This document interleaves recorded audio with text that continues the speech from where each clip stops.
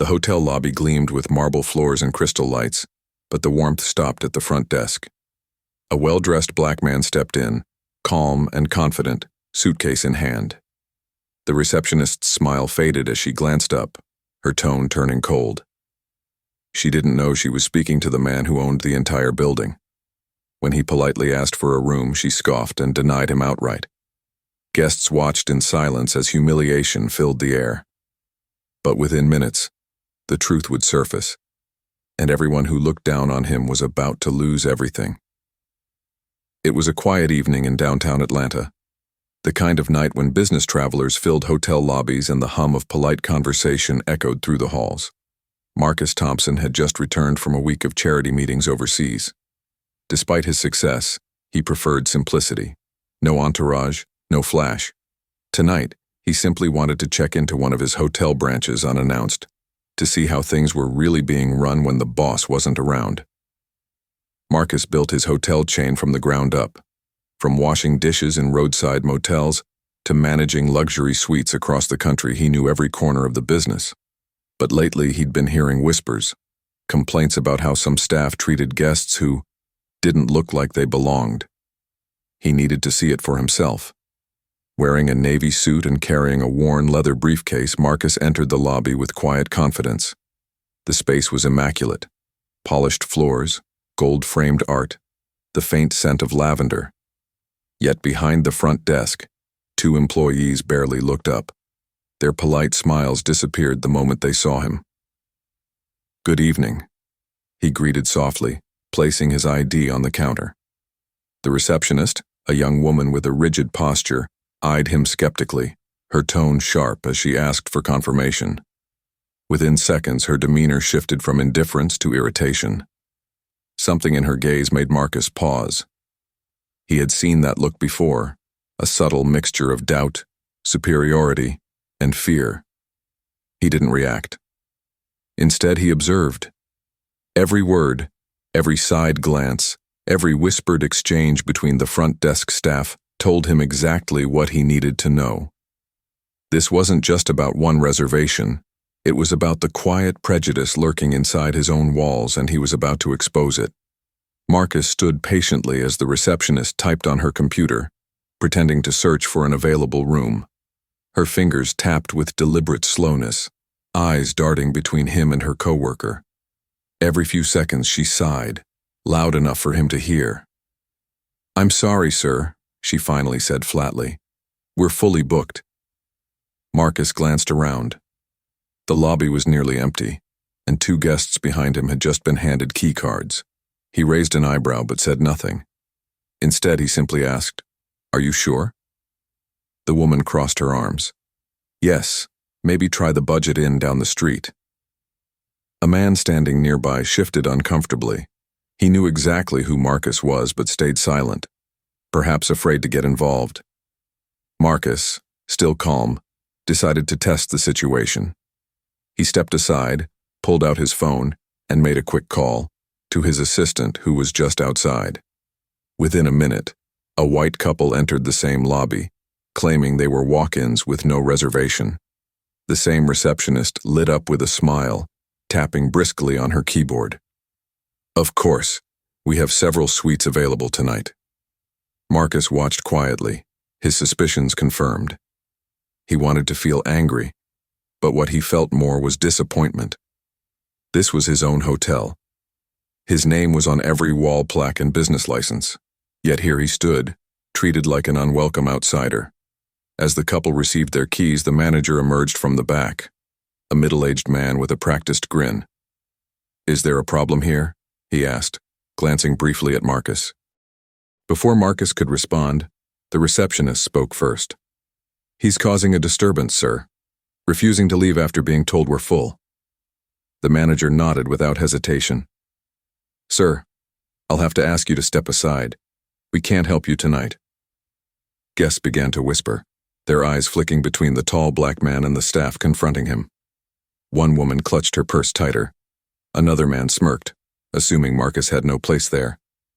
Marcus looked around the room, not with anger, but with the quiet authority of a man used to leading thousands. "No need," he said softly, stepping back. "I'll take care of this myself." He walked calmly toward the glass doors, the staff exchanging relieved looks as he left. But the moment the doors closed behind him, Marcus made another call, this time to his regional operations director. His voice was steady but firm. "I just visited our downtown property. Shut down front desk operations immediately. I'll be back inside in 10 minutes. Back in the lobby, the receptionist laughed nervously, bragging to her coworker about putting him in his place. Neither of them noticed the cluster of executives stepping out of a black SUV outside, nor the general manager who followed, confusion written all over his face. What they also didn't know was that in just a few minutes, the man they had dismissed would walk back in, not as a guest but as their employer, and Justice was about to arrive wearing a calm, unshakable smile.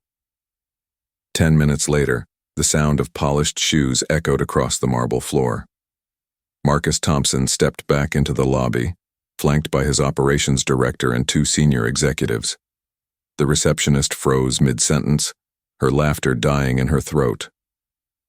Behind the desk, the manager straightened up, confusion quickly giving way to panic as recognition dawned on his face. The operations director spoke first, his tone firm and cold. "Everyone, please stand by. Mr. Thompson, the owner of this entire chain, has a few words." Gasps rippled through the room. Guests turned. The staff went pale. The receptionist's mouth fell open as her knees seemed to weaken beneath her. Marcus didn't shout. He didn't need to. His calm presence carried more weight than anger ever could. He simply walked toward the front desk and placed his ID on the counter again, the same gesture he had made earlier. "This is the same identification I offered you 10 minutes ago," he said quietly. "You said there were no rooms available." No one spoke. The silence was heavy, almost suffocating. He continued, his voice steady. "I built this company to create opportunities. For everyone. I believed our values were stronger than the world's biases. Yet here I am, in my own hotel, being told I don't belong." The receptionist's eyes filled with tears. The manager tried to stammer an explanation, but Marcus raised a hand, stopping him mid-sentence. "Save it. I saw everything I needed to see." Turning to his director, he said calmly, "Effective immediately. Terminate all staff involved in this incident. They don't represent this brand or the values we stand for." The director nodded and began issuing quiet instructions. Papers were handed out, badges collected, and in a matter of minutes, the staff who had laughed moments ago were being escorted out, faces pale, eyes wide with disbelief. Marcus stood still, watching them go. Around him, guests whispered, some embarrassed, others applauding quietly. He looked around the lobby, his lobby, and finally spoke again, not to the staff, but to everyone listening. "This isn't about one night or one mistake. It's about what we choose to see when we look at another person. That choice defines who we are, and what kind of world we build." The lobby slowly settled into an uneasy quiet, punctuated only by the soft hum of the elevators and the shuffle of newly reassigned staff. Marcus Thompson stood near the front desk, surveying the room he had built with his own hands, each marble tile and gold-plated fixture a testament to decades of grit, ambition, and perseverance. What had begun as a simple check-in had transformed into a live demonstration of a deeper truth. Prejudice could infiltrate even the spaces we think are safe. Within hours, the incident had rippled across the company. Internal memos were sent, highlighting the importance of inclusivity and accountability. Staff across all locations underwent immediate sensitivity training, while Marcus personally reached out to the employees who had been unjustly denied respect or promotion because of subtle biases. He knew that one corrective action in one hotel would not erase decades of systemic issues, but it could spark a larger change. For the staff who had been fired, the lesson was brutal but necessary. Their actions were no longer just mistakes. They were reflections of a mindset that had no place in Marcus's vision of fairness and dignity.